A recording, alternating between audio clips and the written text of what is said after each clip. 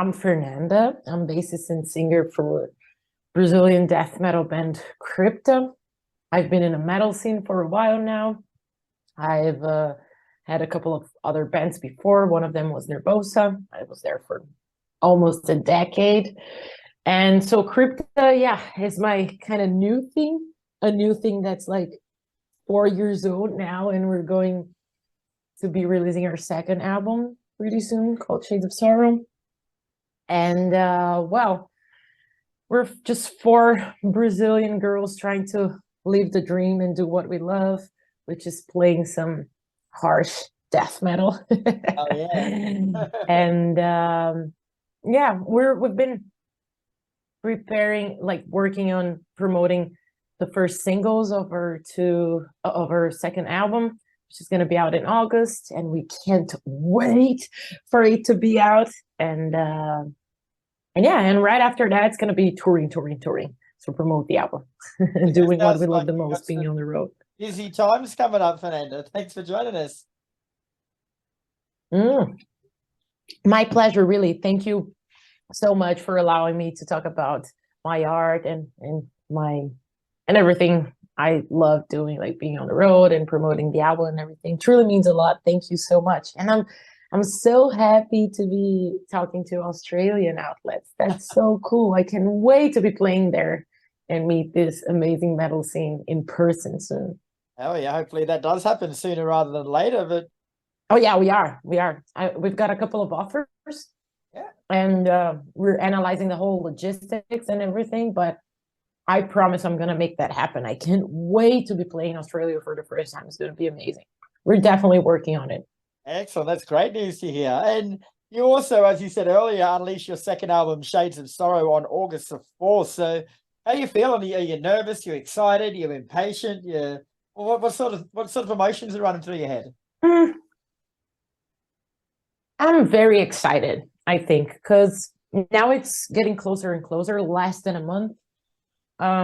Just a couple of weeks left. Damn, just a couple of weeks left. So I'm overall just really excited, and that's because I love the album. We are so happy and satisfied with the album, and we believe the album so much. So we just want to share it, like with the whole world, and see if people can have fun spinning the record and everything. But yeah, we're just like overall, I'm just overall excited. I don't feel, and that's an interesting thing. I don't feel nervous or anxious or like feel pressured at all, like at all. When it was like with our first album, I have to admit that I was feeling like a little bit pressured and a little bit, like insecure, just because, like, first of all, like I have anxiety disorder, so that was fucking up my mind a little bit back then. But also, like, it was my new band. I didn't know, like, people had never listened to anything from the band, like I was curious as to what their reaction was gonna be. But now I know that we do have fans. We can see how fans are excited about, like our band overall and about us releasing a new album. So we're just pretty confident about it. Like there's no room for any anxiety or like pressure or whatever. We're just really, really happy and excited to be sharing that, like it's like when you have, a very precious gift to someone, and then you can't wait for their birthday to give them the gift, and you're like, hey, it's gonna be cool. I think you're gonna like it. It's kind of like that. Almost this childlike wonder. That's exactly what I'm feeling. That's beautiful.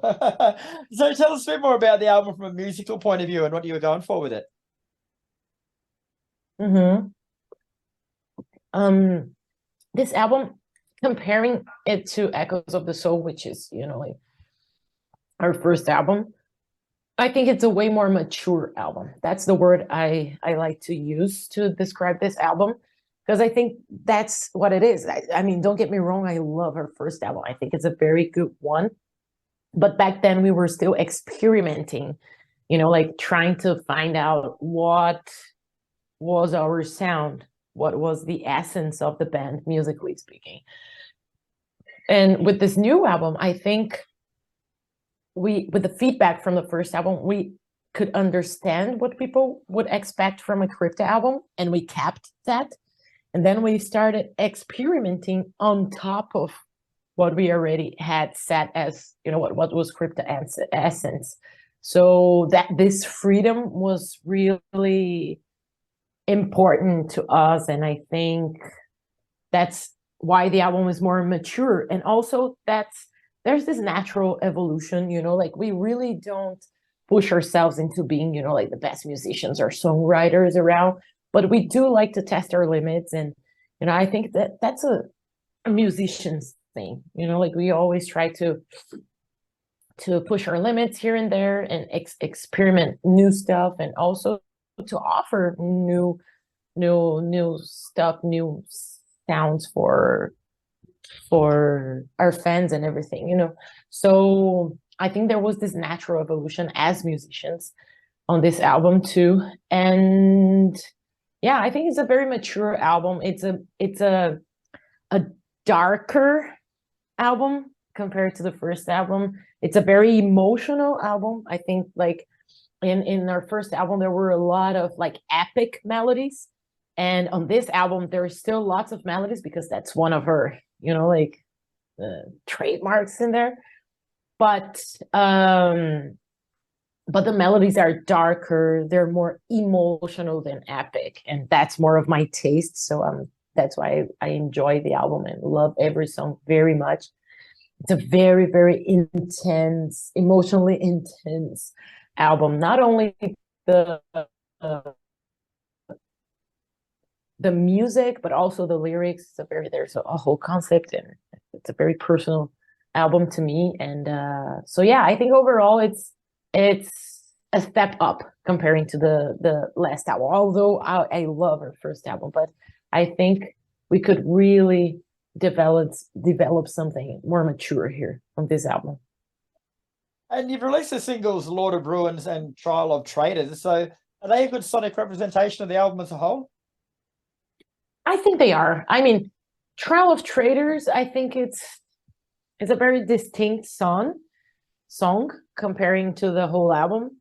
It was definitely not my first pick to be like a first single, but the whole band agreed it would be cool. But I think there are other songs that can represent the album a little bit better, but that's definitely a very good song. And Trial of Traders, I think it's a good representation of the aggressive side of the album. So I think I would say Lord of the Ruins is a good representation of all the melody that there's in the album, and Trial of Traders, the aggressive side of the album. So I think both of them represent two of the most important elements in the album, which is like this blend of sticky memories, catchy memories, and it's the Portuguese, like sometimes there's I mess up the translations. Yeah, I know what you're saying. So there, so yeah, there's this catchy. The two main elements I think in the band are the catchy melodies and the more aggressive parts. So I think these songs, they represent separately these two elements. And I think our next single, which is going to be out pretty soon, then it's going to be the one that really represents both sides of these elements that are present in the album. But yeah, I think they're good representations. I think they're very good representation. And I really like both of the songs exactly because they are opposites. Like Lord of Ruins is definitely the most melodic song we have in the album. And Trial of Traders is the most aggressive song we have in the album. So I think it was nice to show our fans and all the audience the two extremes we can go and we visit on the album. And the album starts with a beautifully misleading piece of piano called The Aftermath before smacking you straight in the face with Dark Clouds. Like, what effect are we going for there? It's a beautiful intro that just all of a sudden turns violently aggressive. It's great. We just wanted to cause an impact. I mean, there's a reason why this intro is there, and I'm going to tell you in a minute. But we love this contrast of like very beautiful melody and like a very aggressive song as a start, exactly to have this impact, to sound like a punch, so we can feel like a punch in the face. You know, like we really wanted to cause this initial impact. I myself always like to start an album off with like one of the most aggressive songs, so people can get, you know, like excited about the album. And so yeah, that was on purpose. This impact was kind of on purpose. We like this initial shock. And but the idea for this beautiful intro, and there's also the interlude and the outro, which are basically, you know, like all piano and everything. Our idea was to put the album together, because like this album was supposed to be, lyrically speaking, it was supposed to be a concept album, but we didn't have enough time to methodically do what I wanted to do. So it ended up being a semi-concept album, because there's a story there. There's a progression, you know, like of the songs and the theme and everything. So it has a beginning and an end. And we thought it would be nice to have an intro, an interlude, and an outro, exactly to put all these pieces together and make it just one thing, you know? And that was the idea.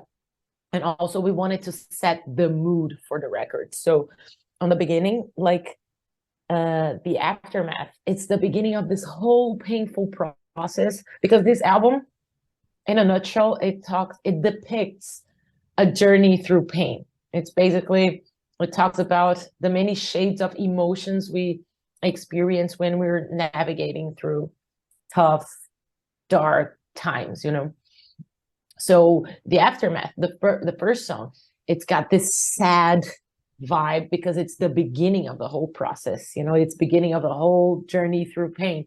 And the closure, it's the same notes, but using like major chords. Okay.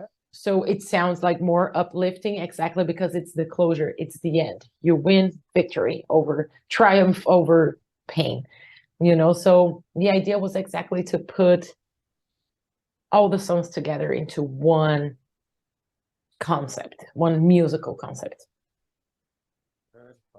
And I noticed the album title Shades of Sorrow isn't actually a song on the album, which is quite rare. Like, is that, I suppose that makes more sense now. You just explained that whole concept around it, though. That's sort of just summing up the whole album, is it?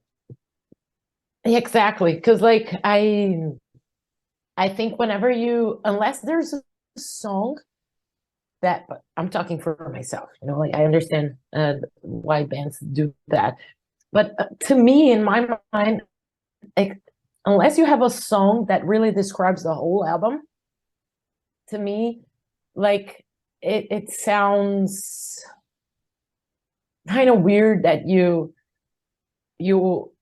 attach like the meaning of the whole album to just one specific name of one song, you know, like, because I think, to me, in my mind, every song is a part of a bigger thing. Yeah. You know, like every song is like a little brick on this wall, which is an album. So I really pretty much always liked the idea of having a name that could fit and could match with every song, you know, like that could match more the concept behind the album than one song only. And specifically for this album, because it's a semi-concept album, I really wanted to do that because, you know, like I really needed a name that represented this whole thing, because like the album, again, it's a journey through pain. And so there are songs that talk about anxiety. We kick off talking about post-traumatic like anxiety, and like there are songs that talk about apathy, fear, isolation, loneliness, anger. So all these different shades of sorrow, these different shades, because we usually think like pain and sorrow is just one thing, but when you're going through dark times, you see there's many levels to it. There's different many different shades of it. So I really wanted to have a title that described the whole thing, this whole journey through this pain, you know. And it's a very personal album to me. Like, I mean, I'm moving to another subject now, but about the title that's it. It's a title that represents the whole album. And this album is very personal because it depicts my own journey through pain, you know, like, and I could experience all these little shades of sorrow and shades of pain while I was going through that. It's so personal that, like, when I was about to start writing this album, I revisited some journals and diaries that I had from the period I was going through, you know, like some dark stuff. And I would read the whole thing before, you know, like starting to write the song. Sometimes I needed to pause because it was like too much, too triggering. But then some sentences that you see there on the lyrics, they were actually on my journals and diaries. I just translated them. So that's how personal they are. Wow. So yeah, I knew it was a journey for me. And I wanted to have a title that described this whole journey. And you mentioned before that Crypta are a relatively new band. You've only been on the scene for about 4 years, starting in 2019. So what was your early vision for the band, and how has it changed since?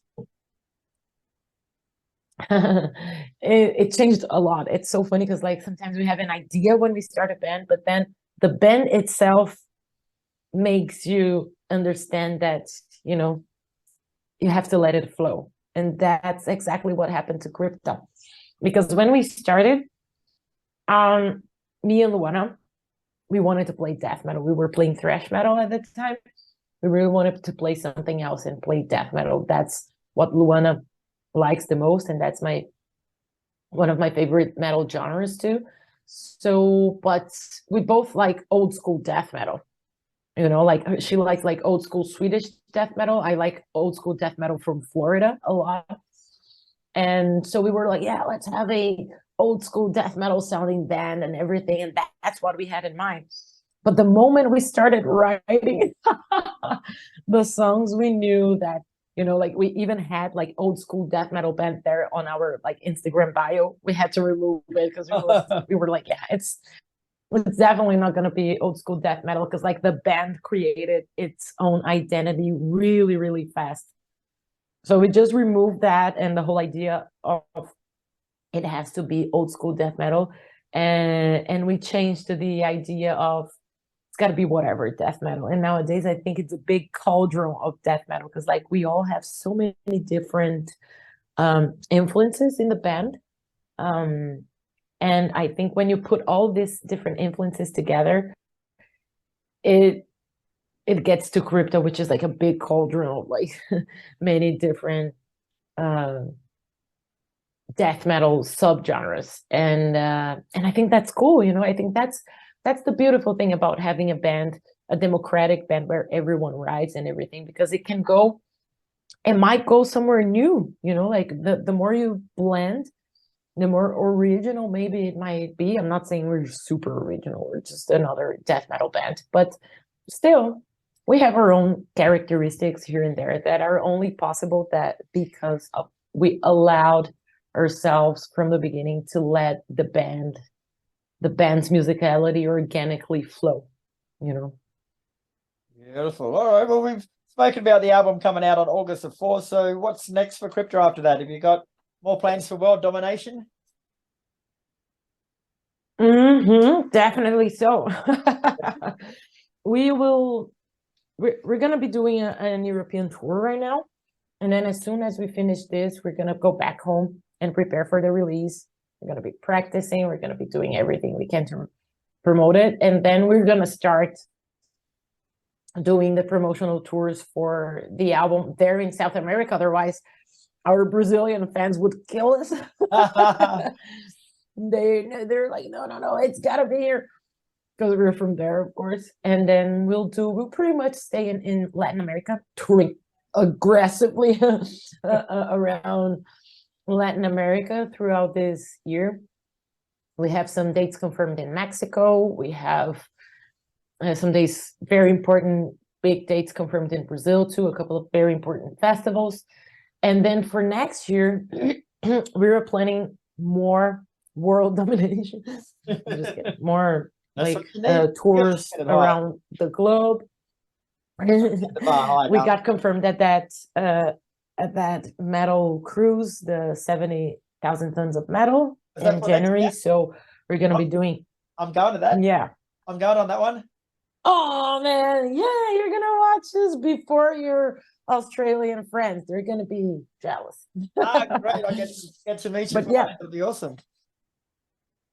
Yeah, it's gonna be a great experience there. Like I've been there with my previous band Nervosa, and it was like totally the best metal experience I ever had. So I can't wait to be back there.